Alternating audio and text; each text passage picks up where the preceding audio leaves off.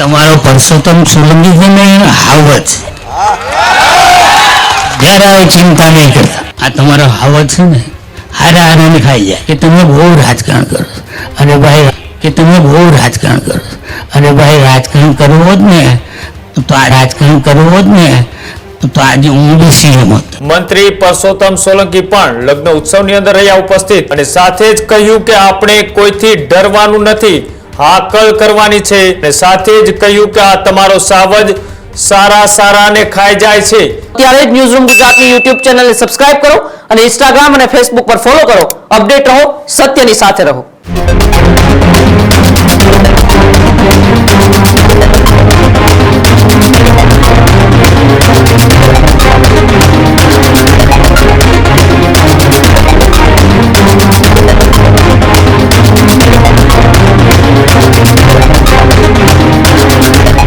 સમાચારોમાં આગળ વાત કરીએ મહત્વપૂર્ણ સમાચારની તો સમાચાર સામે આવી રહ્યા છે કે જ્યાં આર્યન ભગતે પ્રથમ સમૂહ લગ્નનું આયોજન કર્યું.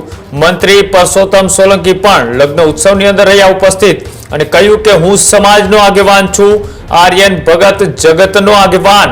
આવી વાત પરસોત્તમ સોલંકીએ કરી અને સાથે જ કહ્યું કે આપણે કોઈથી ડરવાનું નથી, હાકલ કરવાની છે. ચિંતા નહીં કરતા પરસોત્તમ સોલંકી સાવજ છે. આવી વાત આર્યન ભગત દ્વારા આયોજિત સમૂહ લગ્નના કાર્યક્રમમાંથી મંત્રી પરસોત્તમ સોલંકીએ કરી અને સાથે જ કહ્યું કે આ તમારો સાવજ સારાને ખાઈ જાય છે.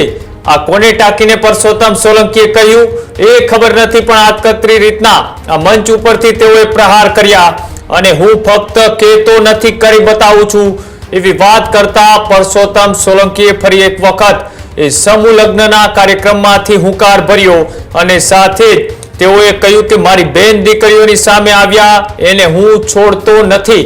પરસોત્તમ સોલંકી કે જે અનેક વખત એ આવું નિવેદન આપી ચૂક્યા છે અને ફરી એક વખત આર્યન ભગત દ્વારા આયોજિત પ્રથમ સમૂહ લગ્ન ઉત્સવની અંદર એ મંત્રી પરસોત્તમ સોલંકીએ આવું નિવેદન એ ફરી એક વખત આપ્યું છે અને કોને ટાંકીને આપ્યું છે તે શું હજી કોઈ ખુલાસો કરવામાં નથી આવ્યો, પણ આ નિવેદન છે, આ નિવેદન એ ફરી હાલ અત્યારે ચર્ચાઓમાં છે. શું કહ્યું પરસોત્તમ સોલંકીએ આવો તે પણ જોઈએ.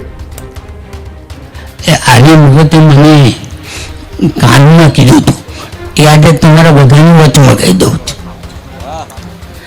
એણે મને કીધું હતું કે આપણા સમાજને બહુ દુઃખી કરે અને હું તો નાનો જ, પણ મને એક વાત આવે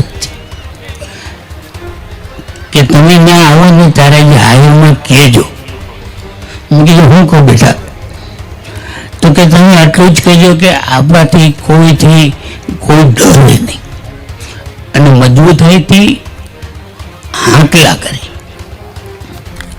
ત્યારે મેં એને કીધું કે હું જાહેરમાં કહે બેટા અને આ જેટલા બેઠા ને એ બધાને કહું કે તમે કોઈ ચિંતા નહીં કરતા. તમારો પરસોત્તમ સોલંકી છે ને હાવત જરા ચિંતા નહીં કરતા. જ્યારે તમને લાગે ને ત્યારે પરસોત્તમ સોલંકી કે આવજો. ભાવનગરમાં અમારો બહુ ગાંધીનગરમાં છે, બધે રખડતો મુંબઈમાં છે. એટલે તમારે કોઈ ચિંતા નહીં કરતા. તમારો પરસોત્તમ સોલંકી જીવે જ ને ત્યાં સુધી તમને કોઈને તકલીફ આવવા નહીં દે. ક્યારે બી ભગવાન ન કરે. કદાચ કોઈને કંઈ તકલીફ પડી ને તો ચિંતા નહીં કરતા. આ તમારો હાવત છે ને હારાને ખાઈ જાય. અને હું કહેતો નથી પણ કરીને દેખાડું છું. અને તમને ભગવાન કરે કોઈ તકલીફ ના આવે. હું તો ભગવાનને એવી પ્રાર્થના કરું કે બધા સુખી રહે. મારી બહેનો દીકરીઓ ખૂબ સુખી રહે, પણ એમને જો કોઈ આડો આવ્યો ને તો હું નહીં છોડું. તમે ચિંતા નહીં કરતા. તમારો ભાઈ જીવેશ અને હંમેશા જીવી ત્યાં સુધી તમારા રખોપા કરું ને એ ભગવાન અને માતાજી હું પ્રાર્થના કરું છું. ઘણા મને કે તમે બહુ રાજકારણ કરો. અરે ભાઈ કે તમે બહુ રાજકારણ કરો. અરે ભાઈ રાજકારણ કરવો જ ને તો આ રાજકારણ કરવું હોત ને તો આજે હું બી સીએમ હતો, પણ નથી ફાવતું અને નહીં કરી શકીએ. અને ભાઈ બાપા કરતા મને આવડ કરી શકીએ, અને ભાઈ બાપા કરતા મને આવડતું નથી. તમે કોઈ ટીવીમાં જોયો કે હું કોઈને પગે પડતો? નહીં ફાવે, નહીં થાય. કેમ કરવાનું? પણ તમને લાગે તો રાખો, નહીં તો જય સીતારામ. આવે આપણી લાગણી અને આપણે કરીએ. ત્યારે જ ન્યૂઝરૂમ ગુજરાતની યુટ્યુબ ચેનલને સબસ્ક્રાઇબ કરો અને ઇન્સ્ટાગ્રામ અને ફેસબુક પર ફોલો કરો. અપડેટ રહો, સત્યની સાથે રહો.